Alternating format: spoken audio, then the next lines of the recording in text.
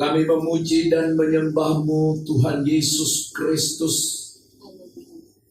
yang telah menang atas maut. Engkau yang mati bagi kami, namun kematian tidak berkuasa atas diri-Mu. Sebab Engkau adalah Tuhan. Hari ini Tuhan kami merayakan hari kebangkitan-Mu. Kemenangan yang luar biasa menjadi kemenangan bagi kami. Dan biarlah setiap kami mengalami kuasa kebangkitan daripada Yesus Kristus. Dan oleh kuasa kebangkitan itulah membuat kami ada sebagaimana kami ada hari ini. Kami sudah memuji-muji Engkau, mengeluh-elukan nama-Mu yang kudus dan mulia. Saat ini Tuhan, berbicaralah, kami telah siap mendengarkan firman-Mu. Urapi hamba-Mu dan urapi kami sekalian. Dalam nama Yesus kami berdoa. Haleluya. Amin. Firman Tuhan dalam perayaan Paskah pada hari ini, Bapak Ibu Saudara-saudara, di gereja kita adalah Ia tidak ada di sini, sebab Ia telah bangkit. Ia tidak ada di sini, sebab Ia telah bangkit. Pembacaan firman Tuhan dari Injil Matius pasal 28 ayat yang pertama sampai ayatnya yang ke-10. Saya akan bacakan untuk kita sekalian dan mari kita simak baik-baik. Demikian bunyi firman Tuhan. Setelah hari Sabat lewat, menjelang menyingsingnya fajar pada hari pertama minggu itu, pergilah Maria Magdalena dan Maria yang lain menengok kubur itu. Tiba-tiba terjadilah gempa bumi yang hebat, sebab seorang malaikat Tuhan yang turun dari langit datang ke batu penutup itu dan menggulingkannya, lalu duduk di atasnya. Wujudnya bagaikan kilat dan pakaiannya putih bagaikan salju. Penjaga-penjaga itu pun gentar ketakutan dan menjadi seperti orang mati. Akan tetapi malaikat itu berkata kepada perempuan-perempuan itu, "Janganlah takut, sebab aku tahu kamu mencari Yesus yang disalibkan itu. Ia tidak ada di sini, sebab Ia telah bangkit, sama seperti yang telah dikatakannya. Mari, lihatlah tempat Ia berbaring. Segeralah pergi dan katakanlah kepada murid-muridnya bahwa Ia telah bangkit dari antara orang mati. Ia mendahului kamu ke Galilea, di sana kamu akan melihat Dia. Sesungguhnya aku telah mengatakannya kepadamu." Mereka segera pergi dari kubur itu dengan takut dan sukacita yang besar dan berlari cepat-cepat untuk memberitahukannya kepada murid-murid Yesus. Tiba-tiba Yesus menjumpai mereka dan berkata, "Salam bagimu." Mereka mendekatinya dan memeluk kakinya serta menyembahnya. Kata Yesus kepada mereka, "Jangan takut, pergi dan katakanlah kepada saudara-saudaraku, supaya mereka pergi ke Galilea, dan di sanalah mereka akan melihat aku." Amin. Amin. ibu saudara-saudaraku yang terkasih di dalam Kristus, kebangkitan Yesus adalah salah satu kebenaran utama Injil.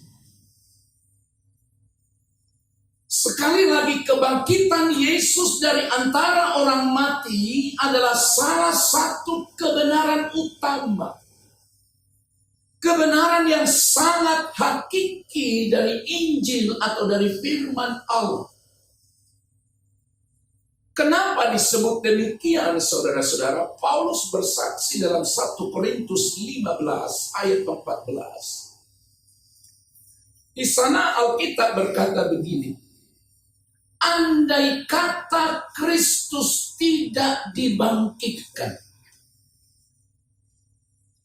sia-sialah pemberitaan kami dan sia-sialah juga kepercayaan kami. Andai kata Kristus tidak dibangkitkan, Paulus berkata kepada jemaat yang ada di Korintus, karena pada masa itu ada orang yang percaya, ada orang yang tidak percaya. Tapi Paulus meyakinkan mereka dan berkata, andai kata Kristus tidak dibangkitkan, dua hal yang terjadi. Pertama, Paulus berkata, sia-sia pemberitaan kami. Sia-sia kami beritakan Injil, sia-sia kami beritakan firman, sia-sia kami berkhotbah. Dan yang kedua adalah sia-sialah kepercayaanmu. Artinya apa yang kami beritakan, kamu percaya, itu tidak ada arti apa-apa.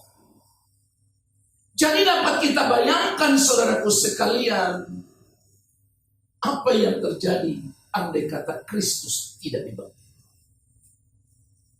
Dan puji Tuhan, saudara-saudara, hanya Yesus yang mati.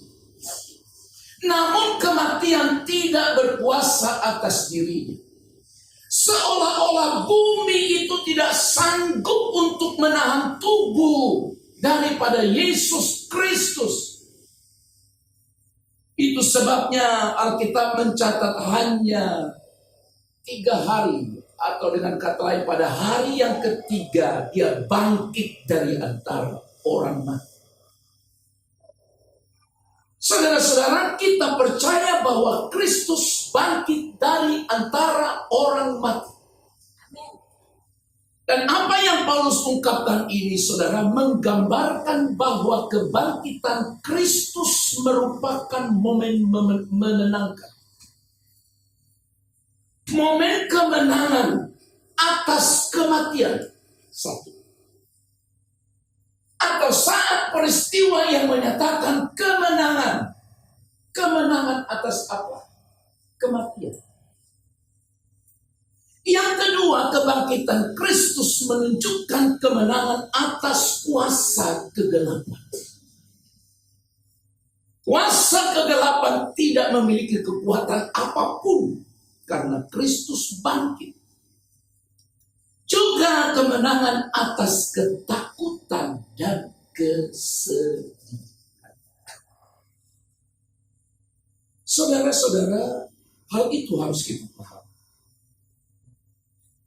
Lalu ayat atau perikop yang kita baca hari ini, saudara-saudara, di sana dijelaskan saat Maria Magdalena dan Maria yang lain mencari Kristus di kubur itu, malaikat itu berkata begini, ia tidak ada di sini, sebab ia telah bangkit. Mungkin bagi beberapa orang pernyataan ini biasa. Bagi saya ini luar biasa. Hati-hati sekali membaca ayat ini. Sebab andai kata malaikat itu berkata, ia tidak ada di sini, titik. Tidak ada lagi kelanjutannya. Maka kemungkinan terjadi Kristus tidak ada di situ bisa karena dicuri orang. Mayat. Bisa dipindahkan orang. Tapi kabar baik yang luar biasa adalah ketika malaikat berkata, ia tidak ada di sini. Adik kasih tahu alasan ketiadaannya. Alasannya adalah sebab ia telah bangkit. Bersaksi atau yang bersaksi itu adalah malaikat Tuhan. Bukan muridnya. Atau bukan orang lain, tetapi malaikat Tuhan. Tidak mungkin malaikat Tuhan berdusta. Saudara-saudara, hal lain yang menarik adalah jika mereka hanya diberitahu bahwa dia tidak ada di sini, tanpa tambahan keterangan bahwa dia telah bangkit, maka tentu saja perempuan-perempuan itu tidak akan merasa terhibur atas usaha mereka pagi-pagi benar datang ke kubur Yesus. Sekali lagi, ingat baik-baik, ia tidak ada di sini sebab ia telah bangkit. Saudara, kebenaran ini hendak mengajarkan kita bahwa setiap kali kita mencari Kristus, kita harus ingat bahwa Dia telah bangkit. Dan itu sebabnya kita harus mencari Dia sebagai seorang yang telah bangkit, bukan seorang yang masih mati. Sekali lagi saudara-saudara, setiap kali kita mencari Kristus dalam usaha menjalani persekutuan kita dengannya, maka kita harus ingat dan mencari Dia, bukan lagi mencari Dia yang mati, tetapi mencari Dia yang telah bangkit. Lalu hari ini renungkan bersama-sama bagaimana sikap kita dalam mencari Tuhan yang telah bangkit. Bagaimana sikap kita dalam mencari Tuhan yang telah bangkit itu? Yang pertama, Bapak Ibu Saudara-saudara, mencari Kristus, mencari Tuhan, mencarinya bukan dengan pikiran duniawi, yaitu mata hati yang tertuju kepada tubuh secara jasmani. Sekali lagi, bukan dengan pikiran duniawi mengenai tubuh jasmani. Sebab mungkin saja ada orang tidak percaya karena tidak melihatnya. Memang saudara-saudara harus kita akui, ada orang yang pernah mengenal Kristus atau berjumpa dengan Kristus secara jasmani. Ada. Siapakah dia? Murid-murid itu dan orang-orang banyak pada masa itu. Mereka jumpa seperti saudara jumpa dengan saya hari ini.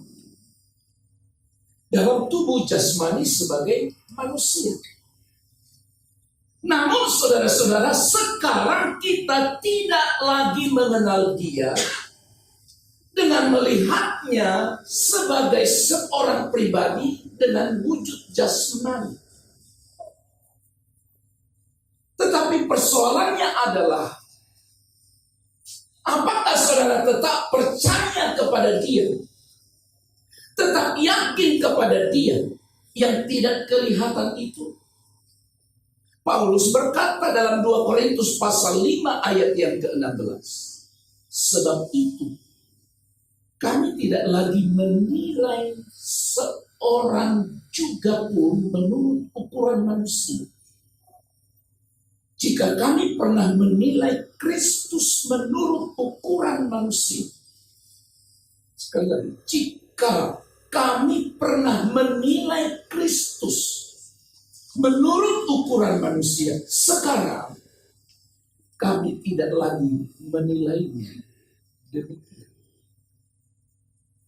Ada orang-orang yang percaya kepada Kristus karena melihat. melihat Yesus, lalu percaya.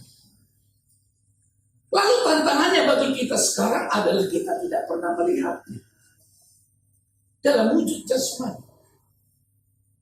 Lalu apakah saudara percaya dan terus-menerus mencarinya karena tidak pernah melihat? Kita belajar dari apa yang Petrus katakan dalam kitab 1 Petrus pasal 1 ayat yang ke-8. Sekalipun kami belum pernah melihat Dia.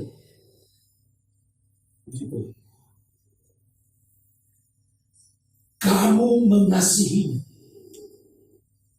Kamu percaya kepada Dia.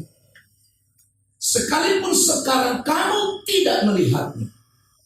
Kamu bergembira dengan rasa sukacita yang mulia dan tidak terkatakan.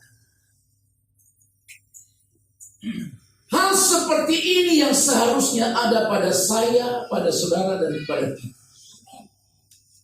Yaitu tetap percaya, tetap mengasihi Kristus sekalipun kita tidak pernah melihat Dia. Itu pesan pertama yang hendak disampaikan. Setelah malaikat itu berkata, Ia tidak ada di sini sebab Ia telah bangkit. Saudara-saudara, hari ini kita tidak berjumpa lagi dengan Dia secara kasat mata atau secara jasmani. Lalu saudara-saudara, kalau kita tidak berjumpa dengan Dia, maka persekutuan kita dengannya haruslah bersifat rohani, yaitu dengan iman dan juga dengan firman. Roma pasal 10 ayat 6 sampai 9. Namun kebenaran berdasarkan iman berkata begini, jangan katakan di dalam hatimu, siapakah akan naik ke surga? Yaitu untuk membawa Yesus turun. Atau siapakah yang akan turun ke jurang maut? Yaitu untuk membawa Kristus naik dari antara orang mati. Tetapi apa katanya? Haleluya. Firman itu dekat kepadamu, yakni di dalam mulutmu dan di dalam hatimu. Itulah firman iman yang kami beritakan. Nah, sekali lagi perhatikan baik. Dibutuhkan iman, dibutuhkan firman. Dalam hal kita bersekutu dengan Dia yang tidak kelihatan itu. Jika engkau mengaku dengan mulutmu bahwa Yesus adalah Tuhan dan percaya dengan hatimu bahwa Allah telah membangkitkan Dia dari antara orang mati, maka engkau akan diselamatkan. Ini kabar baik, ini iman, ini firman. Tidak dikatakan di sana kalau engkau mengaku, tidak cukup hanya pengakuan, harus melihatnya dengan mata jasmani. Dan saudara, setelah Yesus bangkit dari antara orang mati, seorang murid Yesus yang bernama Thomas, dia bilang, aku tak percaya. Karena mungkin dalam pikirannya tak mungkin. Maka sebelum aku bentukkan jariku ke dalam dada lambung yang ditombak itu, dan juga kepada tangan bekas lubang paku dan pada kakinya, aku tidak percaya. Karena dia bilang, Kristus, guru kita telah bangkit. Murid-murid yang lain berkata demikian. Thomas bilang, aku tidak percaya. Thomas baru akan percaya setelah dia lihat dengan kasat mata sendiri. Saudara tidak akan pernah melihat Yesus lagi dalam wujud manusia. Tapi cukup bagi kita mengaku dengan mulut, percaya dalam hati bahwa Allah telah membangkitkan dia dari antara orang mati, maka kita akan diselamatkan. Haleluya. Jadi kebenaran yang pertama hari ini mengingatkan saudara dan saya bahwa sekalipun kita tidak pernah melihat Yesus, yang penting bagi kita beriman dan percaya pada firman. Kita berkata firman itu dekat. Ya. Firman itu dekat kepada yakni di dalam mulutmu. Mengaku artinya sekalipun tidak melihat, aku percaya. Begitulah usaha dan cara kita dalam mencari Kristus yang telah bangkit. Yang kedua, bagaimana sikap kita dalam mencari Tuhan yang telah bangkit? Hal yang kedua, saudaraku sekalian, adalah kita harus mencari Dia dengan sikap hormat dan rendah hati.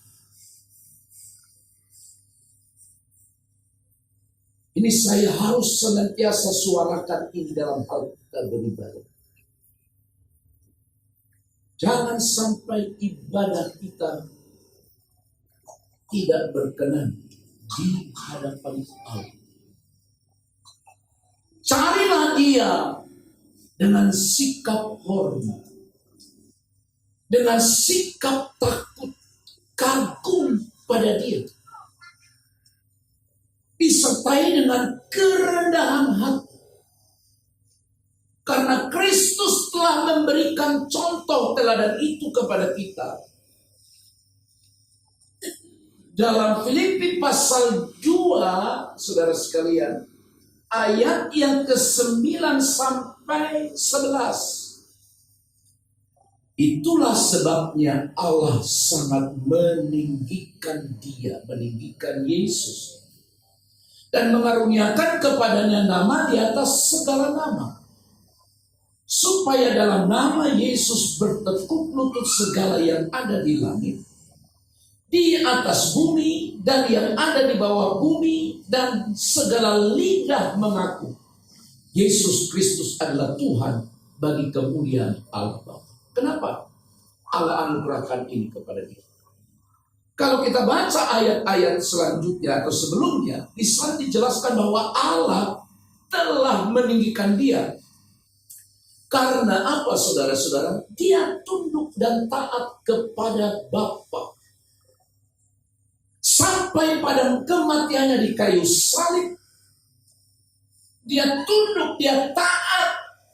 Dan akibat ketaatannya itu kepada Bapa, akibat sikap kerendahan hatinya kepada Bapa, maka Allah mengaruniakan kepadanya atau meninggikan Dia, mengaruniakan kepadanya nama di atas segala nama, supaya setiap lutut bertelut di hadapannya, dan setiap lidah mengaku bahwa Yesus adalah Tuhan. Mari kita terus berupaya dengan sebaik mungkin, supaya kalau kita beribadah kepada Dia atau mencari Dia, beribadahlah sesuai dengan kehendak. Yosua pasal 24 ayat 14 bagian B, firman Tuhan bilang begini. Jadi sekarang takutlah akan Tuhan dan beribadahlah kepadanya dengan tulus ikhlas dan setia. Tulus, setia, Tuhan tuntut. Makanya saudara, ingat firman yang berkata, kalau kamu melangkah ke rumah Allah, jaga langkahmu. Kalau kau pergi ke rumah Tuhan, jaga langkahmu. Alkitab bilang begitu dalam kitab Pengkhotbah. Jaga langkahmu. Artinya apa? Persiapkan dirimu sebaik mungkin. Persiapkan segala sesuatu. Supaya saudara beribadah seperti ini tidak ngantuk, usahakan tidur cepat. Supaya tidurnya cukup dan besok beribadah fresh. Haleluya. Sebab kalau saudara datang beribadah hanya untuk pindah tidur, begitu mengerikan itu. Sudah rugi saudara. Tapi saudara tidak menghayat. Saudara tidak nyanyi sungguh-sungguh kepada Allah. Saudara tidak membuka hati untuk firman-Nya. Maka kita harus menghindari apa yang disebut pencarian kepada Tuhan atau ibadah kepada Tuhan yang sifatnya seremonial atau formalitas. Haleluya. Dia tidak ada di sini sebab dia telah bangkit. Berarti carilah dia dengan hormat dan memiliki sikap kerendahan. Ketiga terakhir. Bagaimana sikap kita dalam mencari dia yang telah bangkit itu, saudara? Kita harus mencari dia dengan pikiran yang kudus.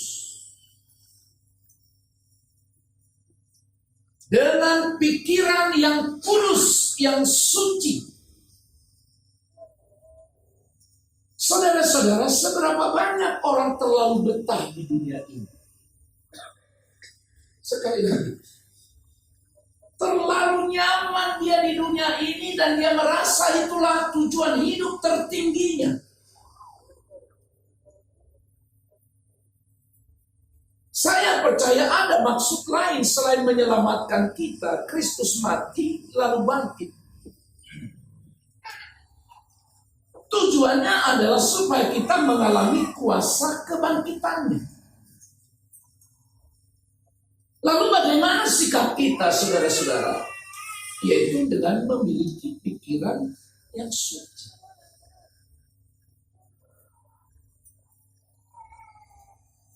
Kita tidak membiarkan lagi hati kita terpaut pada dunia ini. Tetapi hendaklah hati kita ikut bangkit dan mencari perkara yang di atas. Alkitab bilang Bapak Ibu, tidak hanya ngomong. Kolose pasal 3, ayat 1 sampai 3. Simak baik-baik ayat ini. Perhatikanlah baik-baik. Karena itu, kalau kamu dibangkitkan bersama dengan Kristus, apa saudara? Carilah hal-hal yang di atas, di mana Kristus ada. Duduk di sebelah kanan Allah. Pikirkanlah hal-hal yang di atas, bukan yang di bumi. Sebab kamu telah mati dan hidupmu tersembunyi bersama dengan Kristus di dalam Allah. Kalau saudara percaya Kristus telah bangkit, maka engkau pun akan dibangkitkan. Tapi bagaimana supaya kita ikut dibangkitkan atau menikmati, mengalami kuasa kebangkitan Kristus itu? Alkitab ulang beberapa kali. Pikirkan. Cari. Di ayat ini ada kata cari dan pikirkan.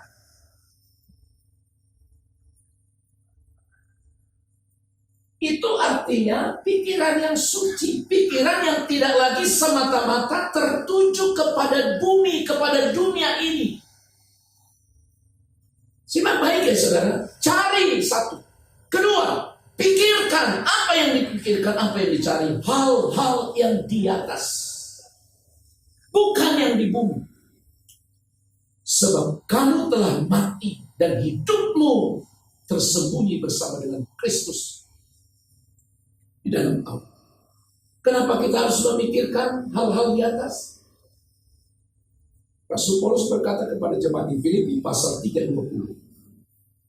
Sebab kewargaan kita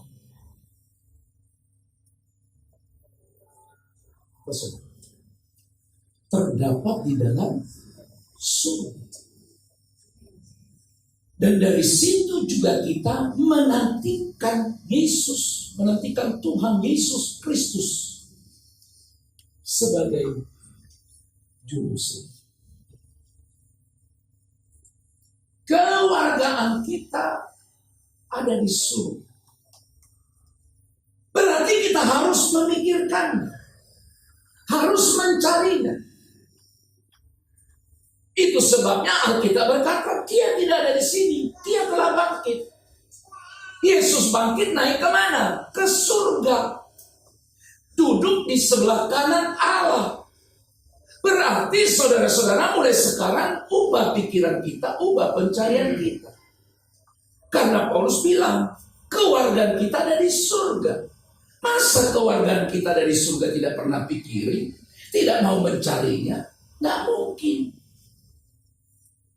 Maka kalau kita percaya sungguh-sungguh bahwa kewargaan kita ada di surga, di mana Yesus telah naik ke sana, nanti akan kita merayakan hari kenaikan Kristus.